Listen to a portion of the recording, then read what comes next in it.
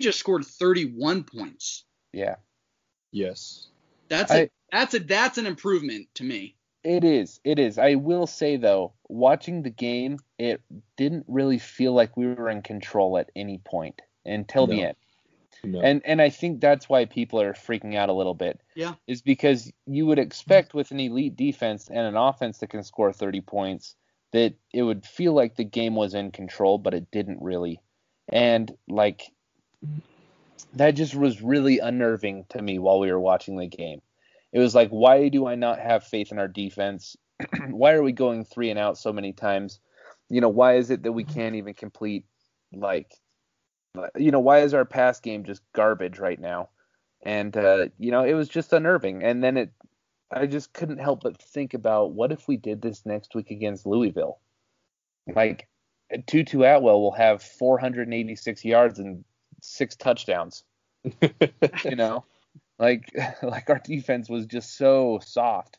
And, I know UAB was solid last year. I've seen 2 games of them now, and I don't think they're a good football team.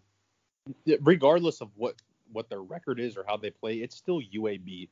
UAB in a contested game against University of Miami should never be in the same sentence. Yeah. Yeah. Okay, well, let's move. I mean, but also, I know that we're a little worried about Louisville, but I mean, if we can, if the passing game can struggle all it wants, if we can get over 330 yards of rushing every single week. I mean, Cam Harris was averaging 8 yards a carry. Yeah. That is pretty damn impressive. It is. And another thing that I really liked, we only committed 3 penalties, compared to them committing 11.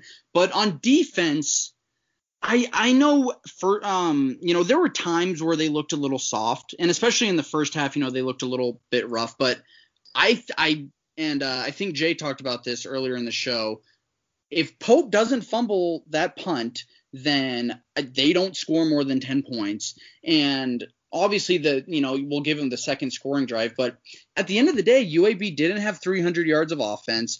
They went 3 for 15 on third downs. They had 80 yards rushing, only 3 yards a carry. So I definitely understand, parts. I think Ivy looked very soft. I think there's reason to be concerned, but I mean, if you're allowing 14 points, I'll take that. I would feel, I'd be interested to see someone do a drive breakdown by quarterback, because I felt like we shut down that Lucero kid pretty well. But when Tyler Johnston was in, he's not a great quarterback. When Tyler Johnston was in, I felt like they moved the ball on us a lot easier than I wanted. And that made me worried, because Tyler Johnston is not a good quarterback, and he plays at a school like UAB. And, Louisville just has so much more talent than guys like him. So if he's moving the ball well on us, we had no problem shutting down his backup. But if he's moving the ball on us, then what is Louisville going to do? Yeah, I agree. But I also think a lot of our errors on defense came from, we had so many rotational players in different positions on the field almost every series. Almost every series there was someone new in a position they normally don't start in, trying to gain that same chemistry they have with the number 1s or number 2s. So yeah. I think a lot of errors come from that kind of miscommunication. I think D-line played fairly well. Jalen Phillips is an absolute bully on the D-line. Yeah, I was watching him all night, great. And even though he didn't have, a bunch of sacks and everything, he was just destroying people. I mean, chucking them out of the way like they were rag dolls. He was involved in a lot of tackles, putting a lot of pressure on people. I mean, that guy is every bit as good, if not, the same as, Greg Russo. He's a totally different player. Very strong, very twitchy. But I think D-line did very well. I think the interior could get a little bit better against the run. I think they gave up some pretty easy runs that we should have had, tackles for loss. But overall, I think it was a pretty decent performance from the defense. Yeah, I mean, Nesta played pretty well, but I feel like the other DTs didn't do a damn thing.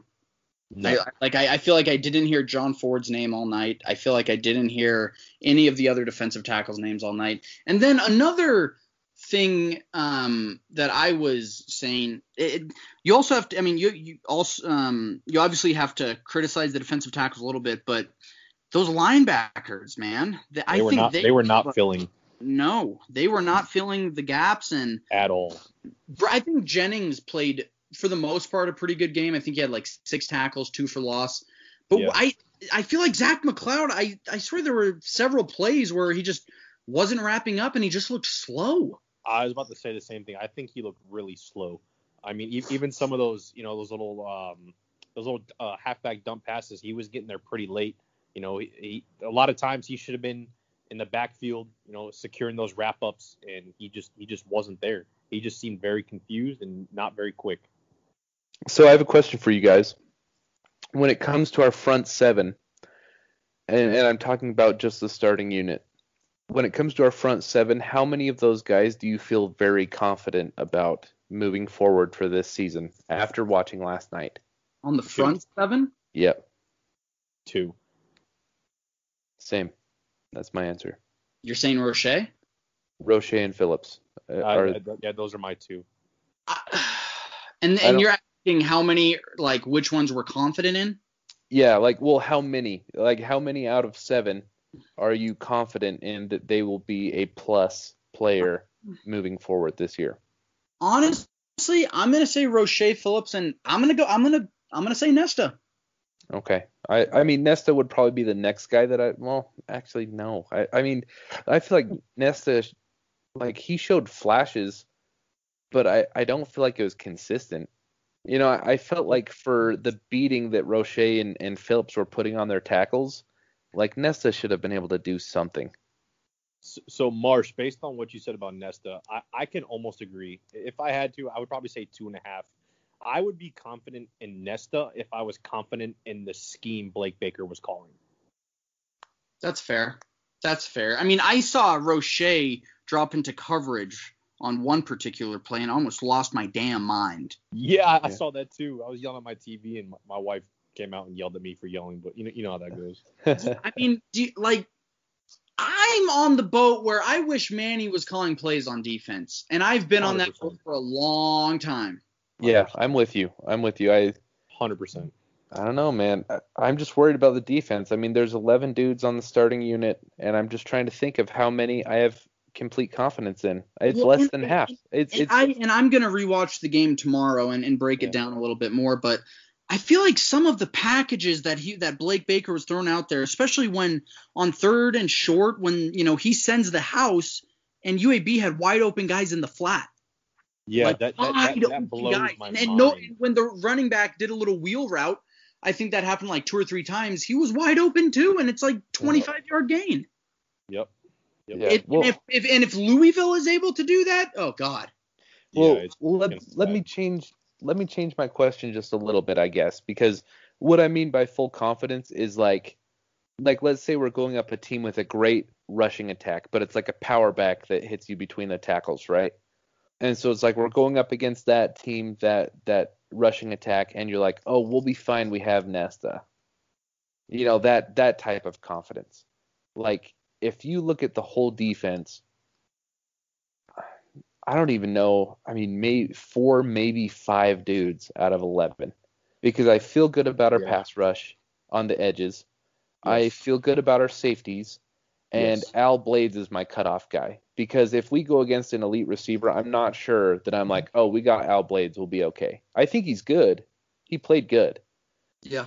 But I'm not sure, if we – I mean, I don't even know if we play an elite receiver for the rest of the year. But, I mean, say we were going up – say Justin Ross was healthy. Man. Tutu Atwell's pretty damn elite. Oh, yeah. Tutu's a phenomenal receiver. There you go. I mean, he just slipped my mind. But, yeah, so next week against Tutu, are you guys saying, like, oh, we got Al Blades, I'm not worried about him? So that depends. Is Al going to shadow Tutu all game, or is he going to play a scheme? I think that's going to be a big question. Yeah. I mean, that's a good point, but I'm just talking like these matchups, like there's not a lot of dudes that I feel great about.